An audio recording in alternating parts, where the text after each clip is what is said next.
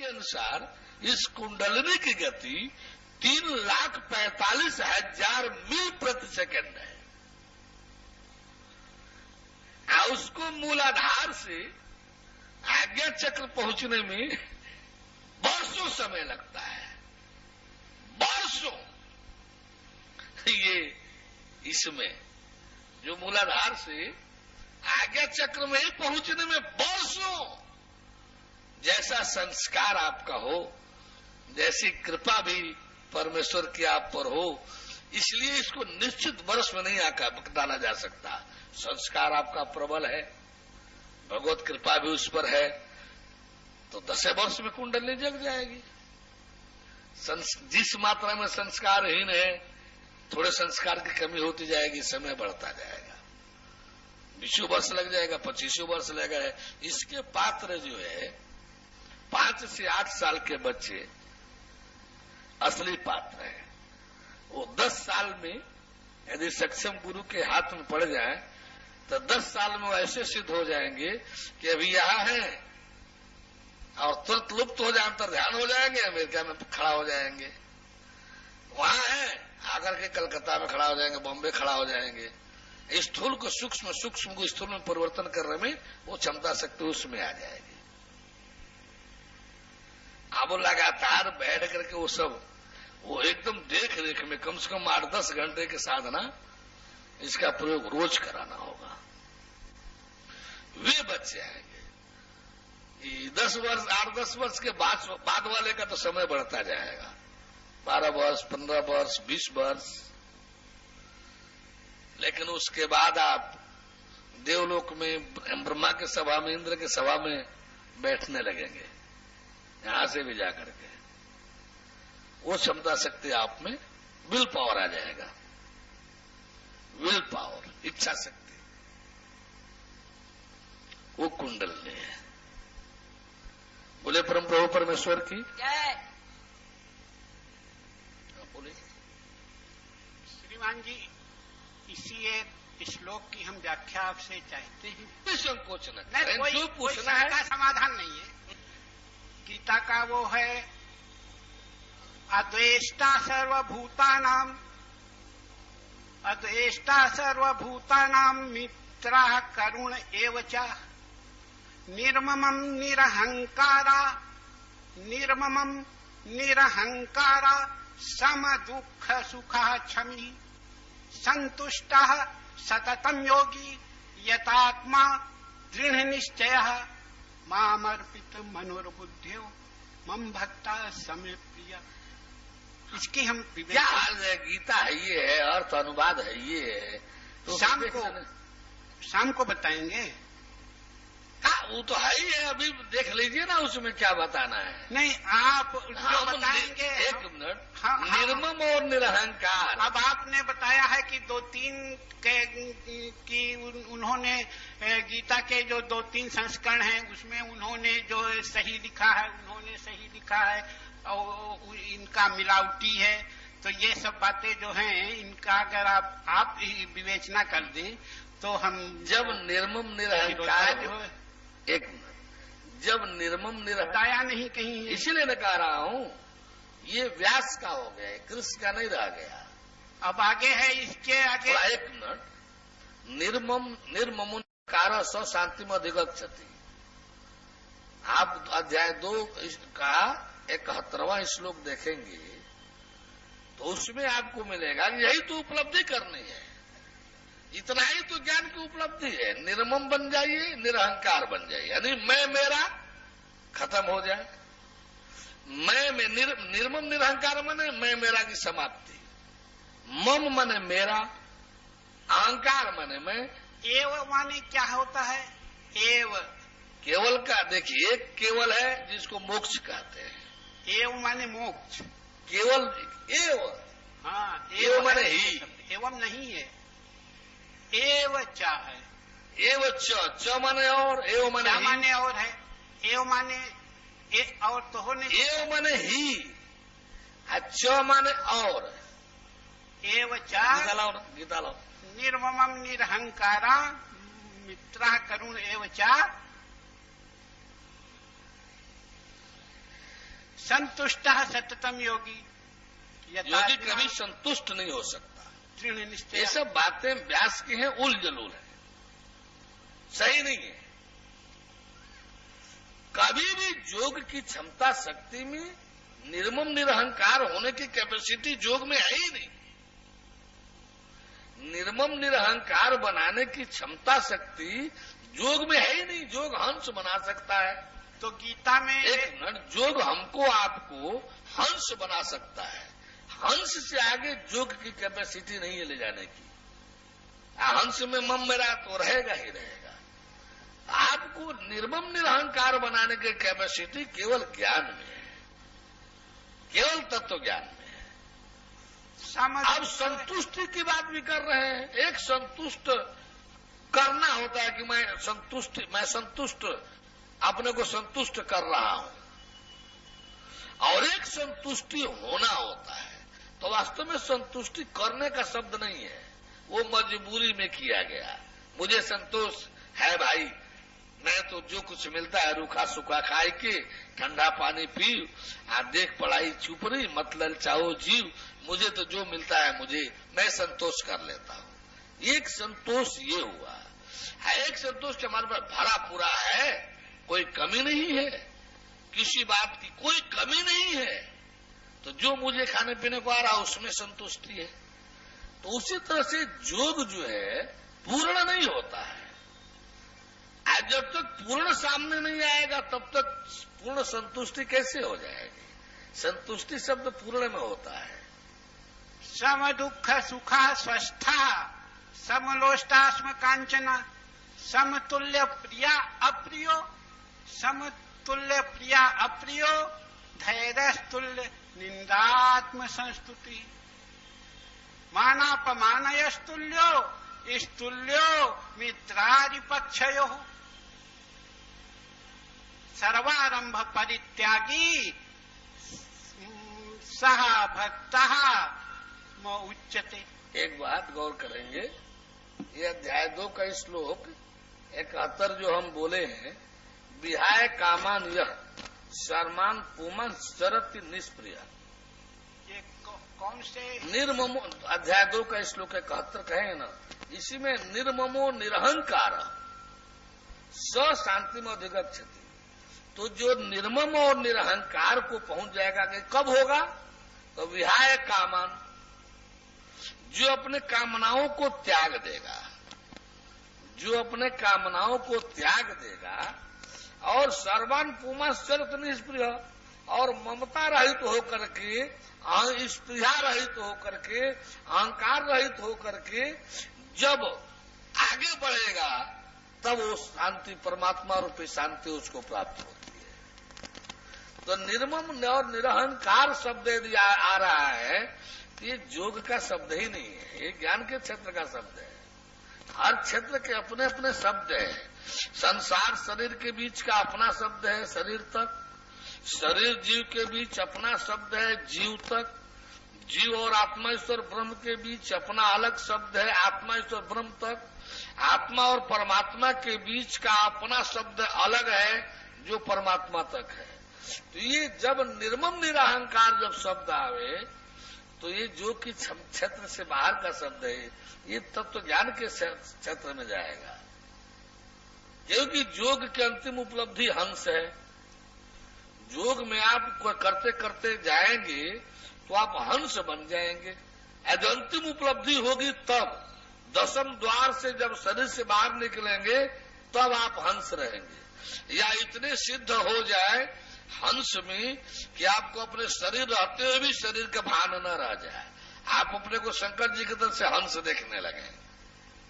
तो जब हंस देखने लगेंगे तो यही योग की अंतिम उपलब्धि है। हंस से आगे तो योग जा ही नहीं सकता। अंग में तो अहंकार है ही है, हंस में ये है कि वो आत्मामय है, जीव की तरफ है, तो उतना विकृत नहीं है। आत्मामय उतना विकृत नहीं होगा, और जब वो नीचे संसारित रहेगा तो विकृत रहेगा। यही कि आत्मा अहम को विकृतता में नहीं जाने देगी। लेकिन ये कहे कि निरहंकार हो जाए, निर्मम हो जाए, तो नहीं हो पाएगा। ये तो बिना ज्ञान का नहीं होगा। ये तो बिना जोग में ये क्षमता शक्ति नहीं है। और ये जो श्लोक है ये कृष्ण जी का नहीं, ये व्यास जी का है।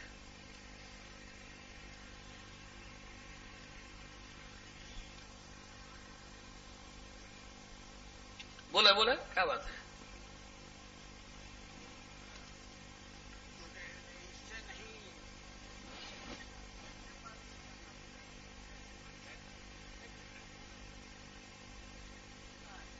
आनंद आनंद आनंद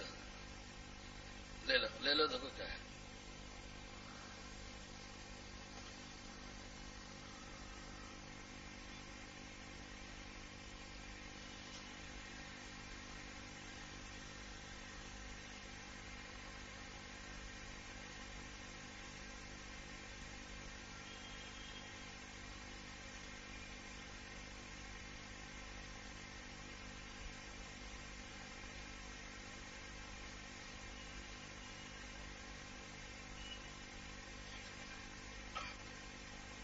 बोले परम प्रभु परमेश्वर की।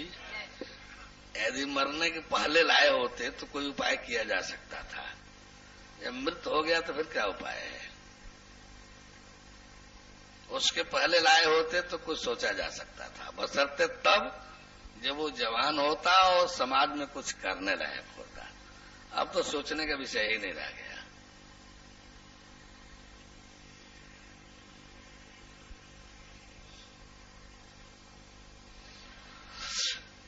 बोले परम प्रभु परमेश्वर की। जब भी कहीं भी निर्मम निरहंकार शब्द आवे तो ये स्वाभाविक समझ लेना चाहिए कि वो योग के क्षेत्र का नहीं है, कर्म के क्षेत्र का तो है ही नहीं, योग के क्षेत्र का भी नहीं है। 3 क्षेत्र है मुख्य रूप से, कर्म, योग और ज्ञान। कर्म, योग और ज्ञान। कर्म आपको इंद्रिय प्रधान बनाता है, इंद्रियों से इंद्रियों के लिए इंद्रियों तक कर्म का क्षेत्र है, भोग का क्षेत्र है। योग का क्षेत्र में आइए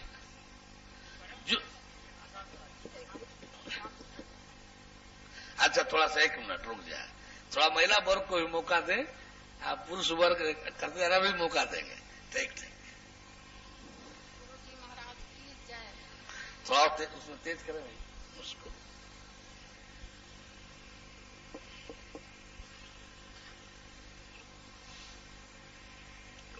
बोले बोले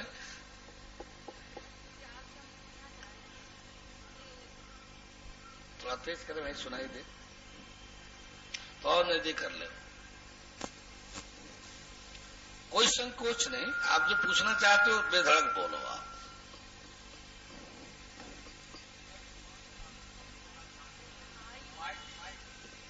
उसमें हमारे वाला इसमें मत दीजिए, इन दोनों में नहीं। उसमें वो काला ओदे है ना, वो जो हरा वाला है इसमें।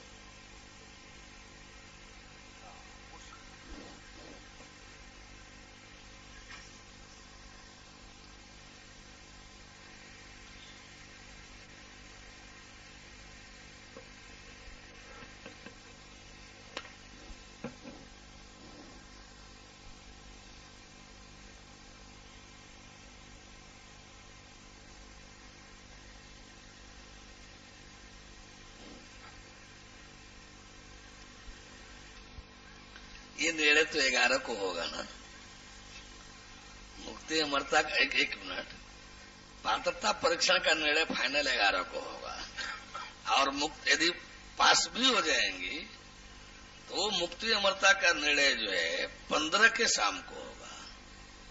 मुक्ति अमरता वाला क्लास जो है 15 को चलेगा। पास तो करेंगे आप ही, नहीं पास करेंगे आप? वो इस समय नहीं कहा जा सकता। नहीं, आप ही पास करेंगे, जैसा आप चाहेंगे वैसा होगा, और नहीं चाहेंगे तो नहीं होगा। अच्छा एक बात सोचें आप, हाँ। कौन इसमें हमारा दुश्मन है जिसको हम नहीं चाहेंगे? दुश्मन की हम बात एक मिनट, कौन हमारा दुश्मन है जिसको नहीं चाहेंगे, या कौन हमारा ऐसा हित है जिसको खूब चाहेंगे? आप सुने, 1 मिनट, ये मुक्ति और अमरता का मार्ग है, ये परमेश्वर वाला विधान है। अब सवाल उठता है, परमेश्वर को स्वीकार करने के बाद, पाने के बाद परमेश्वर के विधान को कोई मंजूर नहीं करेगा। कोई नौकरी करने जाएंगे, विभाग की अनुसार रहने चलने की मंजूरी नहीं लेंगे तो विभाग क्यों रखेगा? परमेश्वर आपको क्यों स्वीकार करेगा? जब आपको छल कपट चोरी बेईमानी का जीवन जीना हो तो परमेश्वर तो तब स्वीकार कर लेगा जब आपको विश्वास दिला दीजिए कि आप ईमान, सच्चाई, संयम, सेवा का जीवन जिएंगे। ईमान, सच्चाई, संयम, सेवा का जीवन जिएंगे। यदि आप विश्वास दिला दीजिए, चाहे जहां रहेंगी, ईमान, सच्चाई, संयम, सेवा का जीवन जिएंगे। झूठ, छल कपट चोरी बेईमानी किसी भी स्थिति में नहीं करेंगे। विश्वास दिला दीजिए, पास कर देंगे और दिखा देंगे, मिला देंगे। नहीं, हम तो सब करने के लिए तैयार हैं, लेकिन आप चाहेंगे तभी होगा। हमारे समय में नहीं आ रहा है। जब आप तैयार रहेंगे तो मुझे नहीं चाहने का मतलब क्या है? देखिए, काउंटर का क्लर्क होता क्या है? जब आपका पासबुक में खाता में पैसा होगा, आप पैसे के अंदर चेक दे रही होंगी, चेक सही होगा, तो फिर काउंटर क्लर्क नाराज होकर क्या कर लेगा? आपका पैसा तो देना ही पड़ेगा। नहीं तो सही का निर्णय तो आप लेंगे। अरे भैया, हम ही कह रहे हैं ना कि जब आप परमेश्वर के इस विधान को स्वीकार करने को तैयार हैं कि हम ईमान, सच्चाई, संयम, सेवा का जीवन जिएंगे, हम अपने जीवन को कर्म और भोग के बीच, माया के देख रेख, मालिकान वाले से जीवन निकाल करके धर्म और मोक्ष के बीच परमेश्वर के देख रेख, मालिकान के क्षेत्र में जीवन जीना शुरू करेंगे, स्वीकार करेंगे तो हम कौन होते हैं नहीं दे देंगे ज्ञान। हमारे यहाँ गुरु बड़ा नहीं होता है भगवान से। हमारे यहाँ गुरु जो है भगवान का संदेश वाहक है, ज्ञानदाता है। गुरु कभी भगवान से बड़ा नहीं हो सकता। तो आप तो भगवान चाहेगा तो हम क्यों नहीं ज्ञान देंगे? आप तो स्वयं अवतरित हैं। आप अरे भैया, ये बात तो तब सही होगा जब आप जान देख लोगी। जाने देखें या ना देखें, लेकिन नहीं, ये नहीं, तो आप नहीं, पता ही चल जाता है। ये मानने, जब आप लोग मानने लगोगे ना, यही फंसने भरमने भटकने का रुख है। आप लोगों को दृढ़ होना चाहिए, आप लोगों को लड़ना चाहिए हम लोगों से कि जब जानेंगे, देखेंगे, तब स्वीकार करेंगे। आप लोगों को पहले ही सरेंडर नहीं कर जाना चाहिए। अब रही चीजें क्या लड़ने लगेंगे तो हम पास नहीं करेंगे क्या? लड़ने लगेंगे तब भी हम जानेंगे कि आप सही लड़ाई लड़ रहे हैं, तब भी पास करेंगे। लड़ने का मतलब दुश्मनी नहीं होता है। सच्चाई की लड़ाई दुश्मनी नहीं होती है। तो आप लोग अभी क्यों शंका करने लगे जब आप तैयार हैं? तो नहीं, यही हमको शंका पैदा करा रहा है। नहीं, हमें शंका नहीं, सुनो एक बार, हमको आप में यही शंका पैदा करा रहा है कि जब आप भगवत विधान में रहने चलने को तैयार हैं, तो क्यों शंका होने लगा? ये हमको शंका हो गया। आपको शंका होने को जरूरत नहीं, हमें शंका हो रही है कि ऐसा न हो आप फाइनल न करें, इसलिए हम ऐसा है। हर फर्स्ट क्लास आने वाला विद्यार्थी परीक्षा से डरता है कि कहीं ये प्रश्न जो छूटा है वो न आ जाए। वही फर्स्ट आता है जो परीक्षा से डरता है, तैयारी करता है। जो सड़क चौराहे पे घूमता है ना, अरे 4 को प्रश्न डटे, यही तो आएगा ही आएगा, दूसरा आएगा ही नहीं, ये सॉल्व क्वेश्चन है, ये नहीं आएगा, वही फेल होता है। तो ये आपका डर बना रहना चाहिए ताकि सावधानी बनी रहे। डर बना रहेगा, सावधानी बनी रहेगी। पसंद से सत्संग सुनेंगी, समझेंगी, और डर वाला ही पास भी होता है। डर वाला ही पास भी होता है। एक चीज दृढ़ता बनाए रखें कि परमेश्वर के होने रहने वाले को लोग पहले कहते हैं भाई नहीं, पगली, बौराई हुई, दिमाग खराब हो गया है, पगला गई है, बौरा गई है। हम लोग जानते हैं जिस पेड़ में बौर नहीं आएगा ना आम के, फल भी नहीं आएगा। हमारे मोहल्ले वाले बहुत जलते हैं हमसे कि सुबह निकल लेती हैं। क्यों निकल लेती हैं पता नहीं, कहाँ जाती हैं ये किसी को तो नहीं पता है कहाँ जाते हैं, है ना? ठीक, ये नहीं पता है किसी को कहाँ जाती हैं, कहीं गलत काम करने तो नहीं जा रहे हैं। वो बात सब ठीक है। गेट में तो ताला ही पड़ा है, उससे क्या लेना? गेट में हमारे ताला पड़ा हुआ है। एक बात है, आप परमेश्वर के, बस ये जीवन 2 है जो सबके बीच रख रहे हैं। एक कर्म और भोग के बीच, माया के देखरेख और मालिकान वाला। एक धर्म और मोक्ष के बीच, भगवान के देखरेख मालिकान वाला। जो धर्म और मोक्ष के बीच जीवन जीना और भगवान के देखरेख मालिकान वाला में वो पास है, वो रहेगा ही रहेगा, पास होगा ही होगा। जो उसी में झूठ चोरी छल कपट बेईमानी में बना रहना चाहेगा वो कभी भी हमारे यहां फेल समझे। हमको ऐसे किसी के संबंध की जरूरत नहीं है जो झूठ चोरी छल कपट बेईमानी करता रहे, हमको कमीशन देता जाए। जब हमारे मोहल्ले में गुरुजी आपकी इतनी चर्चा हो रही है, इतनी बिल्कुल बेकार की चर्चा हम नहीं सुनते हैं। हमें नहीं, क्यों हमारे पास समय नहीं है ना, इस समय होने है नहीं हमारे पास। अरे बेकार भी होते होते कभी साकार हो जाता है। तो हमें तो गुस्सा लगती है ना, इसलिए हम बिल्कुल बोलते ही नहीं है। अब बच्चों से बात अभी आप गुस्सा को छोड़ो, कैसे सहने का भी थोड़ा अभ्यास करो। सहना भी बहुत बड़ी ताकत का नाम है। क्षमता रहते हुए सहना यह बहुत बड़ी ताकत है। क्षमताहीन का गुस्सा होने में कमजोरी भी है। इतना झट दे नाराज मत हो, थोड़ा सहने का अभ्यास।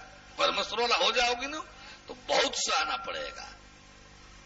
इसलिए सुनो, अभी से सहने का अभ्यास करो। परमेश्वर वाला हो जाने के बाद बहुत सहना पड़ेगा।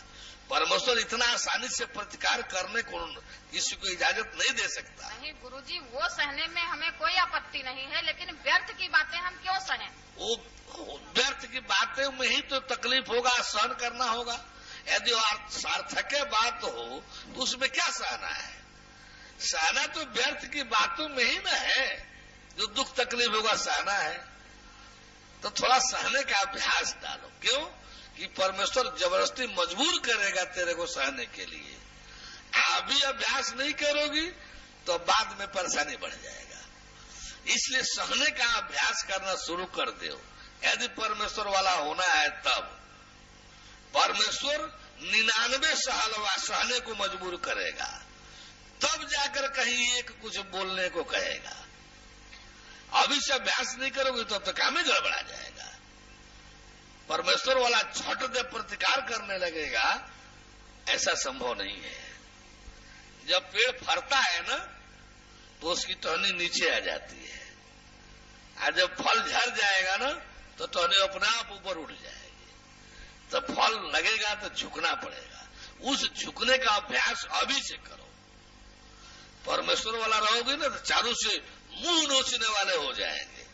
उस समय आपका और किसी का प्रतिकार नहीं करना होगा, शांति से रहना होगा। जो प्रश्न आएगा सहजता पूर्वक उसका समाधान देना होगा। समाधान आएगा और दिया जाएगा। आप जानोगे भी नहीं, आपके मुंह से समाधान हो जाएगा। तब जब स्वयं में सहना सीखो, स्वयं में सहना सीखो, ये बहुत बड़ी जीत होगी। गाड़ी तेज चला लेना आसान है, गाड़ी को स्लो करके 2-3 किलोमीटर की घंटा की रफ्तार में चलाना ये आसान नहीं है। 2-3 किलोमीटर की रफ्तार में गाड़ी चला लेना ये आसान नहीं है। 80-90 चला लेना आसान है। 4 नंबर करके थोड़ा एक्सीलेटर दाब दो, 80 में गाड़ी चली ही जाएगी, 100 में भाग जाएगी। हाई फाई गाड़ी है तो 125-150 में जाने लगेगी, सही पोजीशन में है तो किलोमीटर में। सवाल है धीमा चला लेना, तो वही सफल होगा गाड़ी चलाने में जो धीमा से धीमा चला ले। तो इसलिए जो है आप परमेश्वर वाला होना चाहती हो तो अभी से अभ्यास करो, अभी से सहने का, हर प्रकार के विरोध सहने का, संघर्ष में झट से उतरने का नहीं। प्रतिकार अंतिम मजबूरी का नाम है। परमेश्वर के यहां प्रतिकार अंतिम मजबूरी है। परमेश्वर के यहां प्रतिकार जो है अंतिम मजबूरी है, शुरुआत का नहीं। आई वो समझ में? तो अभी से थोड़ा सहना शुरू कर दो। नहीं सहते तो हैं गुरुजी, 35 साल हो गए संघर्ष ही लड़ते लड़ते। ले हमको भी 25 साढ़े 25 साल हो गया, आप भी 25 साल से संघर्ष झेल रही हो। आप तो जो है दूसरे हिसाब से हैं, जैसे भगवान ही। अरे आप भी तो उसी हिसाब में हो जाओगी जो भगवान पा जाओगी। तो आप भी तो भगवान पा जाओगे तो कुछ उसी हिसाब की हो जाओगी। इसलिए सहना अभी से थोड़ा सीख लो, फिर तो भगवत विधान में चलना आसान हो जाएगा। और जैसे आपने कहा था जीव को जो है हम दिखलाएंगे, आपने कहा था जैसे रोज ही आप बोलते हैं सुबह शाम बीच बीच में रखते हैं कि जीव का दर्शन हम कराएंगे, जैसे नमूने के तौर में 2-3 को भेजेंगे तो उसमें हमारा भी नाम जो है आप भेज जो चाहेगा उसका तो नहीं रहेगा, नहीं हमारा आप भेज दीजिए, लेकिन जो चाहेगा कि हमको ब्रह्मांड दर्शन में भेज दीजिएगा, क्षीर सागर विष्णु जी को दिखा दीजिएगा, शंकर जी को और कृष्ण जी को दिखा दीजिएगा, वो पिकनिक मनाने जो चाहेगा उसको तो नहीं रखूंगा, नहीं चाहने वालों में से छांटूंगा कि संस्कारी श्रद्धावान कौन है, क्योंकि वो कोई नियम कानून नहीं है, वो संस्कार और श्रद्धा पर आधारित है। आज जो जाना चाहे तो अभी से कमेंट्री करना सीख ले। मानी मैच हो रहा है कोरिया में, बुसान में फुटबॉल मैच हो रहा है और सब मैच हो रहा है, तो कमेंट्री करना सीख लीजिए, हमारे यहाँ ये बड़ा काम करेगा। हमारे यहाँ कमेंट्री करना बहुत काम करेगा। वो बहुत कमेंट्री करने वाला बहुत आसानी से ऊपर जाएगा, तो कमेंट्री करना अभी से सीख लो। कमेंट्री करना सीख लोगी, जब हमारे यहाँ कमेंट्री करना सीख लोगी तेरे को बहुत लाभ मिलेगा। जो कोई हमारे यहाँ विशेष लाभ चाहता है, अभी 2-4 दिन मौका है, खेलकूद हो रहा है, उसमें आप लोग फुटबॉल, हॉकी, क्रिकेट जो भी जहां हो रहा हो कमेंट्री करना सीखिए, हमारा यहाँ बहुत अधिक इसी से लाभ मिलेगा। केवल कि हम जो ईश्वर दर्शन और ब्रह्मांड भ्रमण भी कराएंगे तो तत्व ज्ञान के प्रभाव से कराएंगे, हमारे पास दूसरा कुछ है ही नहीं, उसी प्रभाव से कराएंगे। और उसका रहस्य कुछ बड़ा विचित्र है, हम जो कराएंगे उसी प्रभाव, जो की क्षमता शक्ति क्षीर सागर में भेजने की है, अधिक से अधिक ब्रह्मलोक तक वो भी नहीं जा सकता, शरीर छोड़ने के बाद जाएगा, दर्शन द्वार से जाएगा तब। इस तरह से जो है, जो ब्रह्मांड भ्रमण कराना है, जो शिवलोक भेजना है, चाहे विष्णु लोक क्षीर सागर भेजना है, ये तो तत्व ज्ञान ही के प्रभाव से संभव है। इसलिए हम गारंटी इसमें किसी को नहीं दे सकते कि सबको करेंगे, नमूना के लिए 2-3 को कर लेंगे, मूड बन गया तो 4-5 को कर लेंगे, नहीं मूड बना तो 2-3 को तो भेजेंगे ही भेजेंगे। जाओ भाई क्षीर सागर दिखाओ, कैलाश दिखाओ, बोले परम प्रभु परमेश्वर की। और कुछ, और कोई आप लोगों में?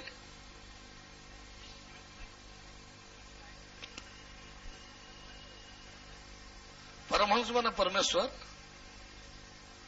हंस जो है जो आत्मा है, परमहंस उसका पिता परमात्मा है, ये उसका यौगिक नाम है। योग की भाषा वालों में परमहंस परमात्मा का नाम है, योग की भाषा में हंस जो आत्मा है और परमहंस परमात्मा है। परमात्मा परमेश्वर परम ब्रह्म, वो उसकी टाइटल परमहंस।